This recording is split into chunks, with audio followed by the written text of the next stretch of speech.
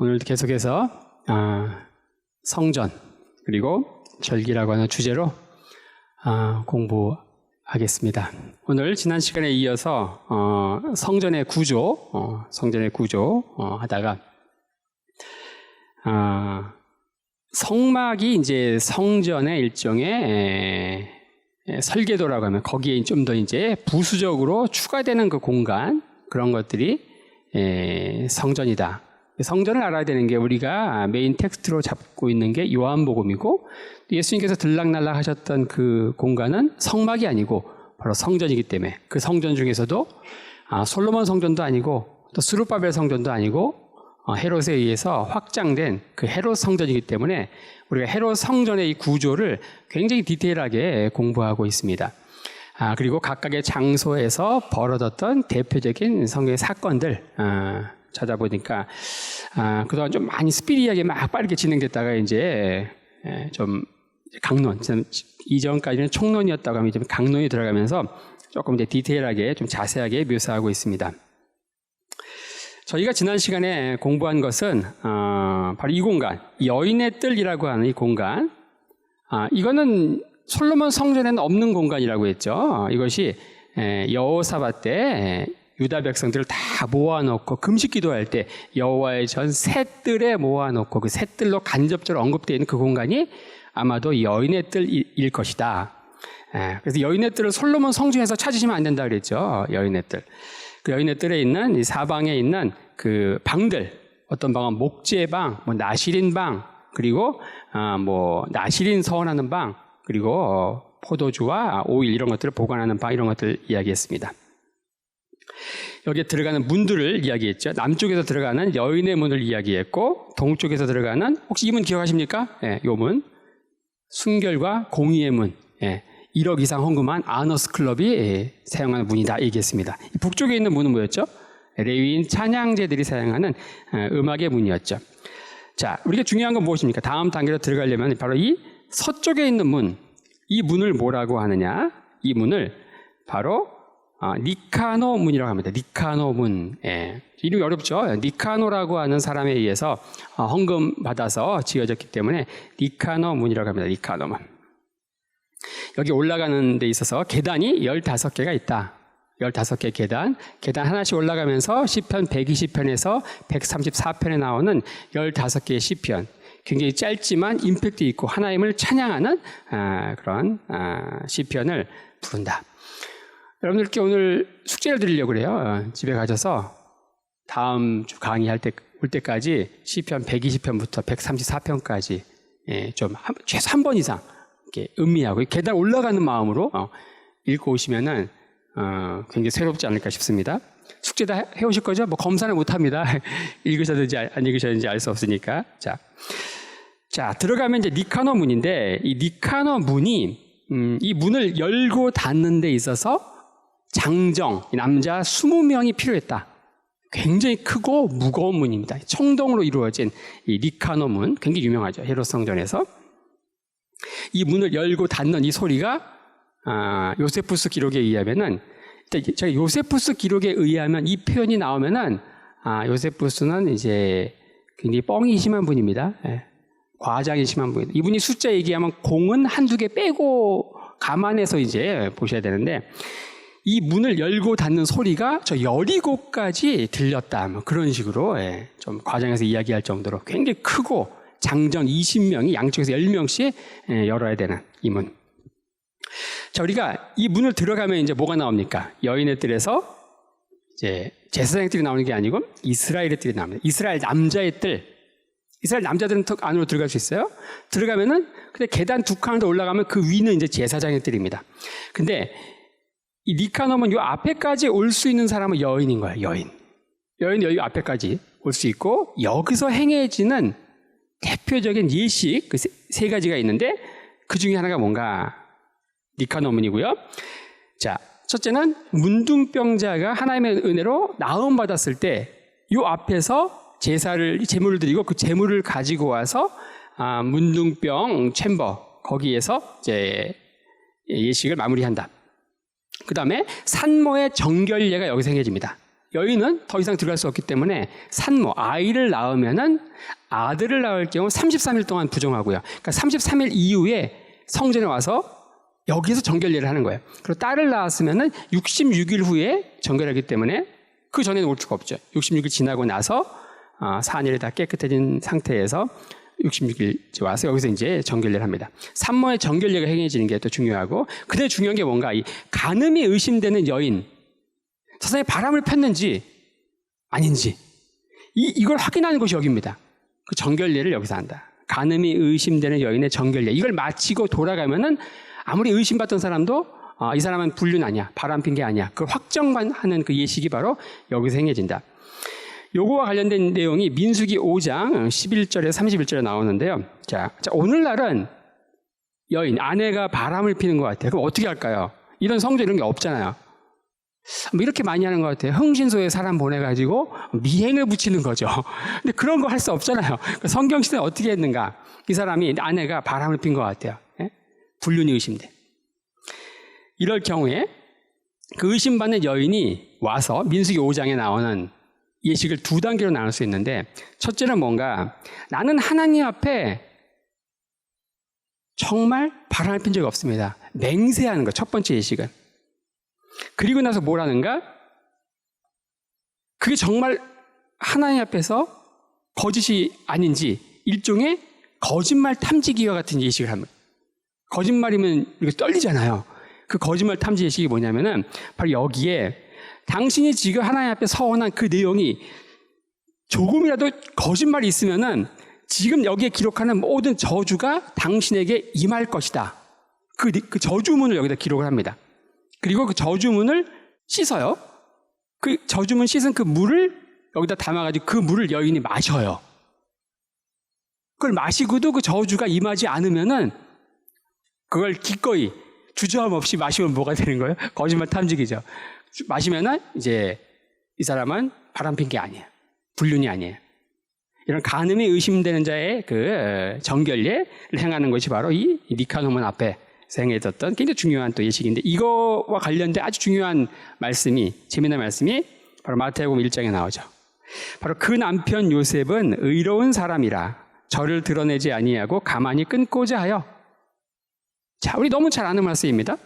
요셉, 바로 정혼한 관계였던 이 마리아, 사실은 육체적인 관계는 하지 않았지만 법적으로는 아내죠. 근데 이 상태에서 본인은 주장하지만 천사 가브리엘에 의해서 이제 이야기를 듣는 거죠. 성령 잉태의 소식을 듣는 거예요. 하지만 그걸 어떻게 이제 증명합니까? 일반 사람들은 다 이 간음이 의심된 여인, 뭘 해야 되는 거예요? 공적인 수치 가운데 나와야 되는 거예요. 공적인 수치 가운데 나와서 지금 봤던 거짓말 탐지기 예식을 해야 되는 건데, 요셉은 의로운 사람이에요. 그러니까 한때 아내였던, 나중에 아내가 되죠. 이 마리아에게 그런 예식을 행하지 않고 조용히 그냥 끊고자 하는 거예요. 조용히 막 문제 그냥 복잡하게 하지 않고. 그런 면에서 이제 요셉이 민수기 5장에 나오는 간음이 의심되는 여인의 정결례와 관련된 것들 배경으로 나오는 말씀이 바로 마태복음 1장 19절이다. 이거 기억하시기 바랍니다. 자, 그리고 나서 이 문을 들어가면은 먼저 그 좁은 공간이 이스라엘 남자의 뜰이 나옵니다. 이 공간이 바로 이스라엘 남자의 뜰이죠. 그리고 그 앞에 이제 계단 두 칸 올라가면은 제사장의 뜰이 나오는 거예요. 제사장의 뜰. 자, 그래서 우리가 여러 가지 뜰들을 배웠는데, 이방인의 뜰 배웠죠. 이방인의 뜰. 그 다음 거룩한 게 여인의 뜰입니다. 그 다음에 이스라엘 남자의 뜰이에요. 그리고 제사장의 뜰입니다. 니카노몬 안으로 들어왔을 때 이스라엘 남자의 뜰이 있고, 두 계단 올라가면은 이제 제사장의 뜰이다. 여기에 보면은 또 성소로 들어가는 데 있어서 계단이 또 나옵니다. 이 계단이 몇 개인가? 12개의 계단입니다. 12개. 계단이 처음 왔을 때 이제 여러분들 그 더블 게이트랑 트리플 게이트 기억하십니까? 거기에는 계단이 몇 개였습니까? 30개였죠. 그 니카노몬 앞에 제단으로 이렇게 올라가는 그 계단은 이제 15개고, 지금은 이제 12개죠. 전부 3의 배수로 나온다. 3의 배수. 삼위일체. 이 3이 유대인들에서 완전수를 의미하기 때문에 3의 배수가 의미 있게 반복되는 것을 우리가 볼 수 있습니다. 자, 그리고 이 제사장의 뜰에는 물두멍이 있죠. 물두멍. 그리고 그 옆에 잘 보이지 않는데요. 10개의 기둥이 있는 이 파이프가 있습니다. 요걸 이제 쳐서, 이건 악기가 아니고 이걸 쳐서 제사장의 직무가 시작되는 것을 알리는 신호로서 이 파이프가 이제 울려지고요.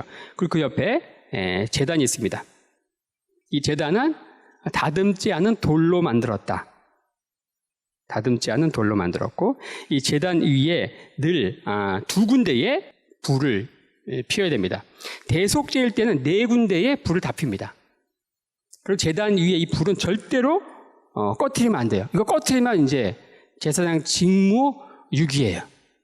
우리도 옛날에 며느리가 아궁이 불 꺼트리면은 심하면 소방 맞죠? 뭐 그런 것처럼, 예, 이 제사장이 번제단의 불을 절대로 꺼트리면 안 된다. 24시간 항상 피어 있어야 되고, 이 정해진 제단의 불을 가지고 나중에 이제 성소 안에 있는 분향단에 분향을 하죠. 그 불로. 그 정한 불 가지고 분향하지 않다가 나중에 직사한 사람이 바로 나답과 아비후, 아론의 첫째, 둘째 아들이죠. 자, 그리고 이 옆에는 도살 테이블이 있습니다. 도살 테이블. 제사장의 뜰에 이렇게 물두멍 10개의 파이프가 있고, 기둥에 파이프, 그리고 번제단, 그리고 도살 테이블이 있습니다. 이 제단은 신명기 27장에 보면은 너는 다듬지 않은 돌로 내 하나님 여호와의 단을 쌓고 그 위에 내 하나님 여호와께 번제를 드릴 것이다. 네, 다듬지 않은 돌로 만들었다. 자, 우리가 살펴본 이 제사장의 뜰, 그리고 이 문이 뭐였죠? 니카노 문이었습니다. 여기 15개의 계단이 있고 여인의 뜰이었고, 여인의 뜰 네 귀퉁이에 있는 챔버 이야기했고요. 자, 근데 여기서 우리가 살펴보려고 하는 것은 이 제사장의 뜰, 그리고 여기 12개의 계단 들어가면 성소가 나오고 지성소가 나오죠. 근데 그 전에 우리가 살펴볼 게 이 제사장의 뜰, 성소, 지성소, 이 주변에 있는 방들, 여기 숫자를 표시했는데 1번부터 8번까지 있는 이 방들, 성경에 나오지 않죠. 하지만 이거를 알아야 하면 성경의 본문들이 이해가 됩니다. 이 제사장들 주변에 있는 이 방들에 대해서 하나씩 좀 설명을 드리려고 합니다. 첫 번째, 1번 방이 뭔가? 1번. 여기는 바로 휘장 챔버다. 휘장 챔버. 이곳에서 82명의 젊은 여인들이 성전 내에 사용되는 그 휘장들, 대표적인 휘장이 뭐가 있습니까? 성소와 지성소를 가리고 있는 휘장이 있죠. 그걸 위시해서 많은 휘장들이 곳곳에 있어요. 그 휘장을 여인들이 짭니다. 82명의 여인들. 한 조를 이루어가지고, 이 여인들은 성전에 바쳐진 거예요. 평생 독신으로 살면서 성전 안에서 이 봉사를 합니다. 초대교회 전승에 의하면은 마리아도 바로 이 여인 중에 한 명이었다. 이런 얘기를 합니다. 이게 이제 우리 개신교 전승에 내려오지 않지만 초대교회 전승에 쭉 내려오다가 카톨릭 전승에서 굉장히 중요하게, 거기 마리아를 굉장히 또 중요하게 여기기 때문에, 어쨌든 뭐 초대교회 때는 뭐 카톨릭과 개신교 구분이 없으니까 초대교회 전승 때를 내려오다가 개신교에서는 유야무야 없어지고 카톨릭은 아직도 내려오고 있는 전승입니다. 자, 그리고 두 번째, 양챔버. 이 공간이 바로 양챔버다. 이곳에 최소 6마리의 양을 상시 보관하고 있고, 제물로 바쳐질 양이 4일 전에 반드시 이곳에 도착되어서 흠이 있는지 여부를 조사한다. 예. 양챔버. 세 번째, 본부챔버. 이 본부챔버가 더 중요하죠. 여기는 제사장들이 여기서 하룻밤 기숙하는 기숙 공간입니다. 본부챔버. 여기 난로도 있고, 여기에 이제 성전 문을 여는 열쇠도 여기서 보관하고 있고, 나중에 사진과 함께 볼 텐데요. 하룻밤 자는 거예요, 여기서. 아침에 해가 뜨자마자 바로 이제 아침에 드리는 상번제부터 예식이 시작이 되겠죠. 본부 챔버는 4층으로 이루어져 있는데 1층에서 자고 지하에 정결탕이 있습니다. 거기에 들어가서 온몸을 몸에 담그는 정결 예식을 하고, 이후에는 이제 물두멍에서 손발만 씻습니다. 한 번만 몸을 담그면 되고, 그 이후에 더럽혀지는 것은 수시로 물두멍에서 손발만 씻으면 돼요. 요거 관련된 말씀이 나중에 요한복음에 나오는데 뒤에 살펴보기로 하고요. 자, 그리고 4번 파르바 챔버. 이 파르바 챔버는 재물에 뿌리는 소금을 보관하는 방이다. 건축자의 이름이 파르바여서 그 이름을 따라서 지어진 거고요. 그 옆에 5번이 바로 비느하스 챔버입니다. 여기에 제사장들의 옷이 여기에 보관되어 있습니다. 제사장들의 옷. 바로 아침 해가 뜨면은 바로 여기에서 3번 공간 본부 챔버에서 잠을 자고 그 지하에 내려가 정결 예식을 하고 이 5번 공간에 와서 제사장복을 갈아입는 거죠. 유니폼 갈아입는 공간이 바로 이 5번 비느하스 챔버죠. 6번 이 공간은 바로 스톤 챔버. 이 스톤 챔버는 서기관들이 이곳에서 성경을 필사하고 성전 공무와 관련된 모든 문서들을 기록하고 보관한다. 일종의 성전 관련 공문서 보관소가 바로 스톤 챔버입니다. 7번 여기는 골라 챔버라고 부르는데, 자, 이 옆에 있는 물두멍의 물을 아침에 채우고 저녁에는 비워야 되거든요. 그 시스템을 조절하는 것이 바로 이 골라 챔버. 여기에서 물두멍에 물을 채우고 비우고 하는 것들을 조절한다. 그 8번 여기는 다듬은 돌 챔버입니다. 자, 이 공간에서 뭘 하는가? 바로 제사장들이 모여서 그날 여러 가지 직무가 있는데 총 4번의 제비뽑기를 통해서 각각의 제비뽑기를 통해서 해야 될 일들이 할당이 된다. 제비뽑기 하는 공간입니다. 총 8개의 방이 이렇게 있고요. 자, 그리고 나서 이 제사장의 뜰에서 안으로 들어가면 그 다음 공간이 어디입니까? 바로 성소죠. 이 앞에 있는 휘장이 바로 지성소를 가로막고 있는 휘장이고, 남쪽에 촛대가 있고 북쪽에 진설병, 떡상이 있습니다. 그리고 앞쪽, 이 서쪽에 분향단이 있죠. 분향단. 가장 서쪽, 지성소 휘장 바로 앞에 뭐가 있는가? 바로 분향단이 있다. 이 분향과 관련해서 굉장히 중요한 사건이 성경에 나오는데 바로 누구 이야기일까요? 여기서 분향하다가 벙어리가 되는 사건이 발생합니다. 누구죠? 여러분도 잘 아시는 세례요한의 아버지 사가랴가 여기서 분향을 하다가 벙어리가 됩니다. 누가복음 1장에 나오는 사건인데, 그래서 굉장히 중요한 퀴즈 하나 내려고 해요. 자, 이 사가랴가 분향을 합니다. 분향하고 나왔는데 이 사람이 벙어리가 되죠. 근데 백성들이 사가랴가 벙어리가 된 걸 알았어요. 어떻게 알았을까요? 사가랴가 나는 벙어리가 됐음 이렇게 얘기했을까요? 어떤 분이 그래요? 나는 벙어리가 됐다고 서판에 기록했다고 뭐 이렇게 쓰시죠? 그건 그 이름을 요한이라 하라 할 때 나오는 사건이죠. 헷갈리신 것 같아요. 예. 벙어리가 되고 나서 나중에 그 이름을 이제 명명해야 될 때에 어떤 이름 학렬을 따라서 짓잖아요. 사가랴 2세 뭐 이렇게 해야 되는데 요한이라고 하니까 서판을 가져와서 그 이름을 요한이라 해서 입이 열리고 사가랴 찬송시가 나옵니다. 이 사가랴가 분향을 하다가 벙어리가 됐는데 밖에 있는 사람들이 그가 벙어리가 된 걸 어떻게 알았을까? 그가 나오자마자 막 이렇게 막 손짓발짓 해가지고 그걸 보고 알았을까? 우리는 이제 일단 그런 생각 자체를 안 해보죠. 그냥 그런 궁금증을 갖지는 않습니다. 누가복음 1장에 나오는 벙어리가 된 이 사가랴, 그리고 그 당시 밖에서 기도하던 이스라엘 백성들, 뭐 이런 상황들 속으로 들어가려면은 지금 던진 이 질문, 그가 벙어리가 된 것을 백성들을 어떻게 알았을까? 이것을 알려면은 이 성전에서 아침에 해가 뜨고 해가 질 때까지 하루 24시간 사이클이 어떻게 이루어졌는가?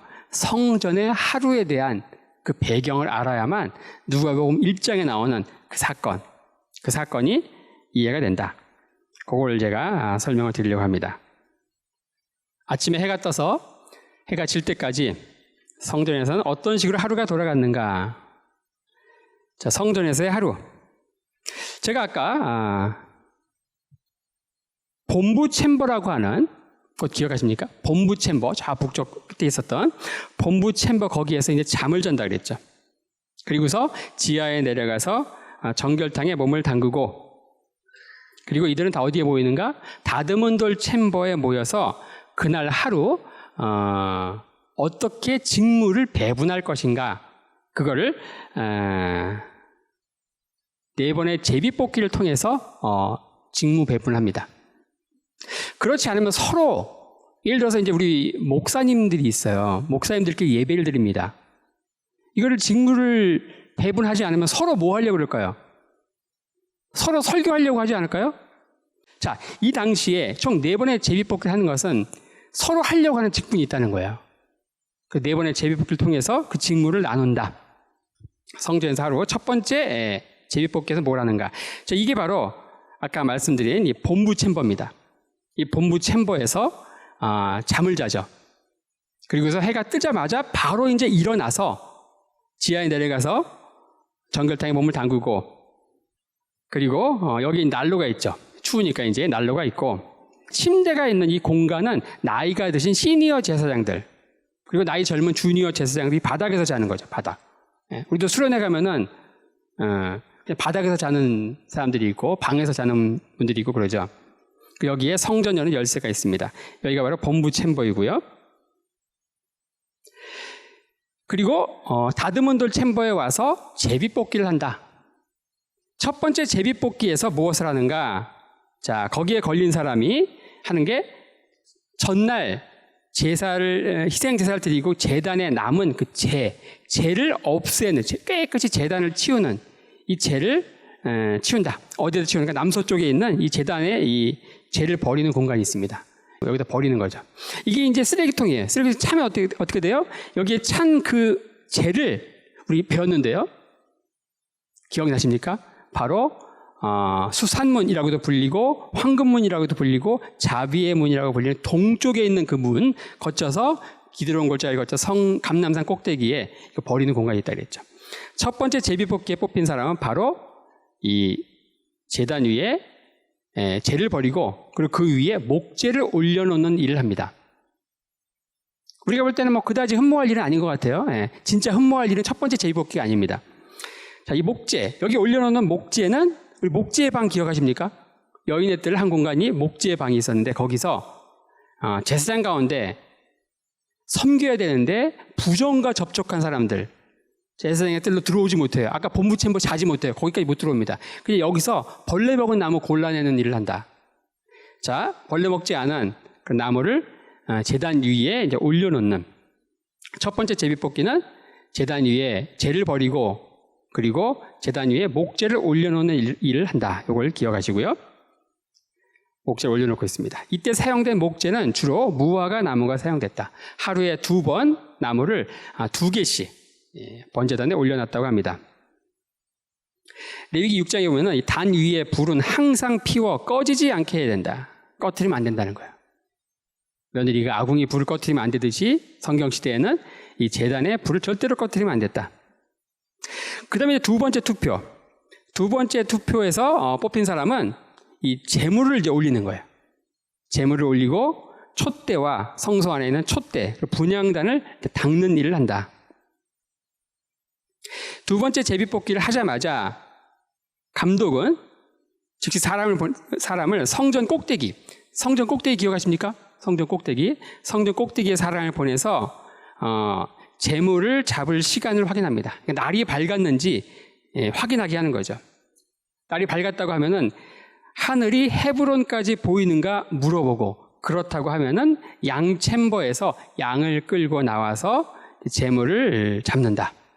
그리고 제사장들은 양 챔버에서 양을 데리고 나오고, 그리고 성전의 기명들, 사용되는 그릇들을 가지고 나온다. 이사야서 53장에 보면은 양 챔버에서 양이 이제 제물로 바쳐지는데 어떻게 나옵니까? 마치 도수장으로 끌려가는 어린 양과 털 깎는 자 앞에 잠잠한 양같이 그 입을 열지 않았다. 양이 돼지처럼, 돼지는 나오려고 할 때 꿀꿀하면서 안 나오죠. 양은 그렇지 않다는 거예요. 그런 거 관련된 말씀이 이사야서에 나오죠. 자, 그리고 성소 북쪽에 있는 작은 문, 거기에 손을 넣어서 이제 성소의 문을 열죠. 성소의 문을 열고, 그리고 니카노 문을 열고 순차적으로 열죠. 그리고 제단에 피를 뿌립니다. 이렇게 하면서 하루 아침 번제가 시작이 된다. 그리고 이걸 시작으로 성소 안에 들어가서 촛대를 닫고 그리고 분향단을 닫고 하는 일들이 두 번째 제비뽑기에 의해서 이루어집니다. 자, 그 다음에 나오는 게 세 번째 제비뽑기인데요. 세 번째 제비뽑기. 여기 이제 가장 중요합니다. 첫 번째, 두 번째 제비뽑기를 연달아서 하고 이 세 번째 제비뽑기 할 때 이 제사장들은 다시 다듬은 돌 챔버로 가서 이 세 번째, 네 번째 제비뽑기를 연달아 하는데 이 제비뽑기를 하기 전에 이들은 기도를 하고 쉐마 기도문을 암송을 하고 여기에 누가 뽑힐지 이 세 번째 제비뽑기 서로 이제 뽑히려고 간절히 기도하는 거예요. 이 일이 가장 흠모하는 일이다. 여기에 뽑히는 게 뭐라는 건가? 바로 모여가지고 쉐마 기도문을 낭송을 하고 세 번째, 네 번째 제비뽑기를 연달아 하는데 이 세 번째 제비뽑긴 사람이 분향을 합니다. 분향. 뭐와 관련된 그 사가랴 사건에 굉장히 중요한 힌트가 되는 사건이 바로 여기 나옵니다. 분향. 그리고 제사장의 축복문을 낭송한다. 분향을 하고 나와서 제사장 축복문을 낭송합니다. 이 직분은 너무너무 중요한 거예요. 너무 서로 하고 싶어 하는 거예요. 모든 제사장들이 평생에 이거 한 번 하고 죽는 게 소원이에요. 왜 그 정도로 흠모하는 직분이었을까요? 이 분향이라고 하는 것은 그 앞에 뭐가 있습니까? 분향단 바로 앞에 지성소가 있죠. 지성소를 가로막는 휘장이 앞에 있습니다. 그 지성소는 누구만 들어갈 수 있습니까? 대제사장만이 들어가요. 그것도 제사장도 아무 때나 막 들어가는 게 아니고 대속죄일 날만 하루 들어가요. 그러니까 대제사장이 아닌 일반 제사장으로서 태어나서 지성소에 가장 가까이에서 행할 수 있는 가장 홀리한 직분이 분향이라는 거예요. 일평생 소원이 이거 한번 하고 죽는 게 소원인데 이거 하지 못하고 이거 제비뽑기 뽑히지 않고 죽는 제사장들이 허다한 거죠. 예. 그래서 한 번 제비뽑기에서 이 분향에 뽑힌 사람은 이 세 번째 제비뽑기에 참여하지 않습니다. 참여 못해요. 우리도 그런 거 있잖아요. 아파트 당첨하는데 재당첨 금지기가 이런 거 있는 5년은 할 수 있지만 평생 못해. 한 번 뽑힌 사람은 못합니다. 그리고 또 재밌는 게 뭔가 아침에 번제 드리고 해질 때 저녁에 번제 드리는데 이 아침에 제비뽑기를 4번 하거든요. 아침에 뽑힌 사람이 저녁 번제 때도 또 해요. 똑같이 합니다. 제비뽑기 따로 안 해요.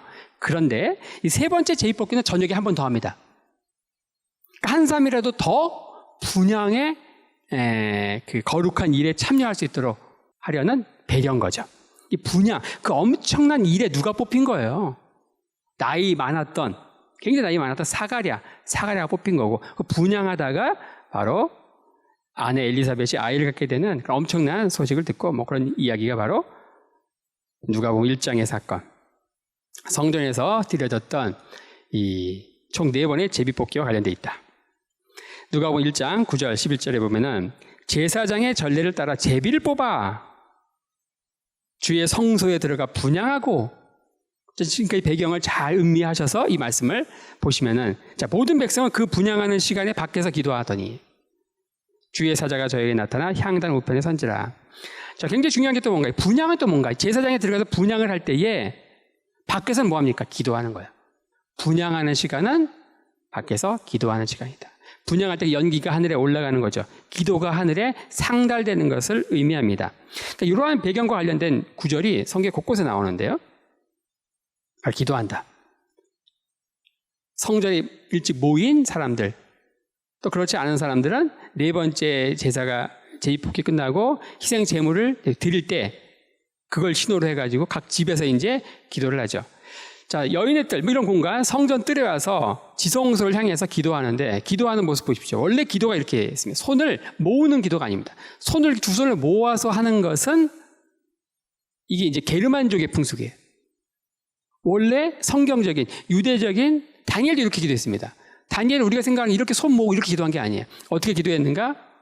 바로 하루 정한 때에 창문을 예루살렘 쪽을 향해서 열고, 그리고 두 손을 펴서 이렇게 기도합니다. 이렇게 해서 엎드리고 기도하는 거예요. 두 손 모으고 기도하는 게 아니죠. 자, 요한계시록에 보면은 향이 가득한 금 대접을 가졌으니 이 향은 성도의 기도라. 분향하는 것. 분향을 기도와 직접적으로 연결하고 있습니다. 그리고 요한계시록 8장에 보면은 향연이 성도의 기도와 함께 천사의 손으로부터 하나님 앞으로 올라가는지라. 시편에도 보면은 나의 기도가 주의 앞에 분향함과 같이 되며 나의 손 드는 것이 저녁 제사같이 되게 하소서. 이런 말씀이 나오죠. 기도를 성전에서 드려졌던 분향과 직접적으로 연결하고 있습니다. 제사장의 축복문을 낭송한다. 너무 잘 아는 우리 이제 가정의 제사장으로서 아버지를 이야기하면서 아버지가 자녀를 축복할 때 이렇게 기도하라고 하면서 많은 분들이 암송도 하실 것 같아요. 여호와는 내게 복을 주시고 너를 지키시기를 원하며 여호와는 그 얼굴로 내게 비추사 은혜 베푸시기를 원하며 여호와는 그 얼굴을 내게로 향하여 드사 평강 주시기를 원하노라 할지니라. 이렇게 축복하라는 거예요. 제사장 아론에게 이렇게 얘기하죠. 너희는 이렇게 축복하라는 거예요. 이게 제사장의 축복문인데 너무너무 익숙하고 또 좋아하는 또 암송하기도 하는 이 말씀인데 이게 언제 하는 건가? 분향 제사장에 뽑힌 그 제사장이 분향을 5분 내에 짧은 기도로 드리고 나와서 기도하고 있는 회중들을 향해서 기도합니다. 이렇게. 제사장들이 서요. 여기 대제사장이 있고 분향하고 나온 제사장이 선창에 의해서 이 제사장의 축복문을 낭송하는 거예요. 근데 굉장히 독특하죠. 손 모양이. 손을 어떻게 하고 기도해야 되느냐? 바로 이렇게 펴야 됩니다. 손을 딱 이렇게 펴야 돼요. 이렇게. 바로 이렇게 펴야 됩니다. 이렇게. 제가 마이크를 들어가지고 두 손을 딱 펴야 되는데 이렇게 펴야 됩니다. 이게 돼야만 제사장이에요. 이거 안 되면 제사장 박탈입니다. 혹시 여러분 가운데 주먹 쥐고서 손을 딱 폈는데 억지로 펴는 거 말고 주먹 쥐고 딱 폈는데 이게 되시는 분들은 심각하게 고민해 보시기 바랍니다. 하나님의 콜링이 있는 거예요. 제사장의 피가 있는 분들입니다. 양쪽으로 주먹을 딱 폈는데 이렇게 됐어요. 그럼 왜 이게 돼야 되는가? 이게 뭘 의미할까요? 왜 이렇게 필까요? 이게 바로 히브리어 22개의 글자로 이루어진 히브리어 쉰이에요. 쉰자를 만드는 거예요. 쉰. 여러분들 이 쉰이 쉰. 우리는 50세를 쉰이라고 하지만 그 쉰이 아닙니다. 여러분들 이스라엘 사람들 방 안에 들어갈 때에 옆에 뭐 이렇게 매주자라고 하는 거 혹시 기억하십니까? 성구함. 신명기 말씀 쓰여 있는 그 성구함이 있는데 그걸 매주자라 그래요. 거기에 뭐가 쓰여 있는가? 바깥에 이 쉰이 써 있습니다. 이 쉰은 학자들은 이제 요게 엘 샤다이, 엘 하나님이죠. 샤다이, 전능하신 하나님, 전능자 하나님 할 때 샤다이, 거기 쉰이 나오거든요. 그 쉰이다. 또는 하쉔, 하나님의 이름 할 때 쉔, 거기에도 이 쉰이 나오거든요. 어쨌든 이 쉰을 히브리어 22개의 알파벳 가운데 특별히 이 쉰을 하나님의 글자라고 얘기하는 거예요. 그러니까 손가락으로 쫙 펴가지고 이게 돼야 돼. 이스라엘 사람들 그 성 가운데 코헨이라고 성을 갖고 있는 사람도 있어요. 코헨. 혹시 뭐 들어보셨습니까? 네. 저가 이스라엘에 있을 때 저희 지도 교수님의 성함이 엘리 코헨이었습니다.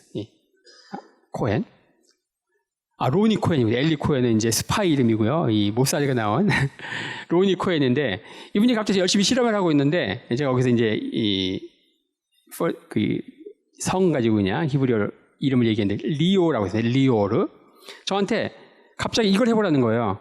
그래서 그냥 아무 그거 없이 딱 했거든. 자기는 코헨, 제사장 가문이에요. 성이 코헨이면은 제사장 가문입니다. 그 성으로서 제사장의 피가 계속 보존이 되는 거거든요. 본인은 이게 안 되는 거예요. 항상 고민인 거예요. 코헨 때문에 난 이게 안 될까.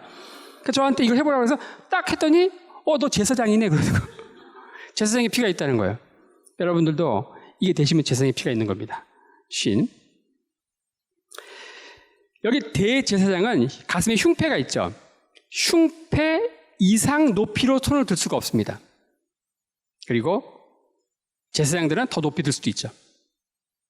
분향을 하고 분향한 이 제사장이 나와서 기도하고 있는 백성들을 향해서 성소에 12개 계단이 있잖아요. 거기 백성들을 향해서 손을 쫙 펼쳐서 분향한 제사장의 선창에 의해서 모든 제사장들이 이 축복문을 낭송한다. 여호와는 내게 복을 주시길 원하며. 근데 이 축복문을 바로 히브리어로 낭송했습니다. 히브리어로. 어떻게 했는가? 손을 이렇게 쫙 펼쳐요. 펼치고 나서 히브리어로 이렇게 낭송했습니다. 예바레하 아도나이 비슈무레하 야일 아도나이 파납 엘레하 비후네하 이사 아도나이 파납 엘레하 베야심레하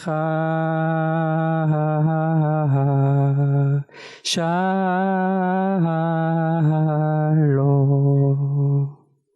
자, 이럴 때부터 박수 한번 쳐주시는데 우리가 아까 읽었던 여호와는 내게 복을 주시고 너를 지키시기 원하며 이 한국말로 된 이 제사장의 축복문을 바로 손을 딱 펼치고서 예바레하 아도나 이게 이제 이걸 그대로 히브리어 읽은 겁니다. 바로 운율이 이래요. 오늘날도 성전이 없지만 회당에 모일 때 회당 예식의 예배 가운데서 이 순서가 있습니다. 이걸 누구의 선창에 의해서 하냐면은 우리는 이제 성가대 대장이죠. 이스라엘 회당에서 예배 드릴 때는 악기를 사용하지 않고 성가대 대장이 어떻게 하느냐. 보통 이 성가대 대장은 아카펠라로 하거든요. 목소리만으로. 줄여서 보통 전직 오페라 가수 출신 이거 합니다. 이 사람이 이 제사장의 축복문을 낭송할 때에 어떻게 하는가? 회당에 모인 가족들은 가장을 중심으로 다 3, 4, 5 모입니다. 그 가장이 탈릿이라고 하는 그걸 딱 펼쳐요. 그럼 거기에 아내, 가족, 아이들 다 들어오죠. 그리고 그때 이 하잔이라고 불리는 이 성가대장이 손을 딱 펼쳐서 예바레하 아도나 이거 하는 거예요. 저는 오페라 가수가 아니어서 목소리가 좀 없어 보이지만 굉장히 울림이 있는 그 찬양을 들으면요. 이 제사의 축복을 낭송할 때 정말 주님이 나를 만지시는 것 같아. 주님의 그 날개 그늘 아래 들어가는 것과 같은 그런 은혜가 있습니다. 악기를 전혀 사용하지 않고 찬양하는데도 굉장히 은혜가 있다. 자, 사가랴가 분향을 했습니다. 분향하는데 어땠어요? 그가 나와서 저희에게 말을 못하니. 분향할 때에 그 오른쪽에서 가브리엘 아내가 아이를 갖는 이야기를 하고 내 나이가 몇인데 내 나이가 어때서 그래야 되는데 내 나이가 많다고 그 벙어리가 되는 거예요. 그러니까 나와가지고 어떻게 해야 되는 거예요? 나와서 저희에게 말을 못하니 뭐 해야 되는 거예요? 손은 딱 펼쳤는데 예바레하가 안 나온 거라니까요. 그러니까 뭐예요? 백성들이 성소 안에서 뭐 이상을 봤나? 벙어리가 됐네. 벙어리가 된 걸 어떻게 알았을까요? 바로 이겁니다.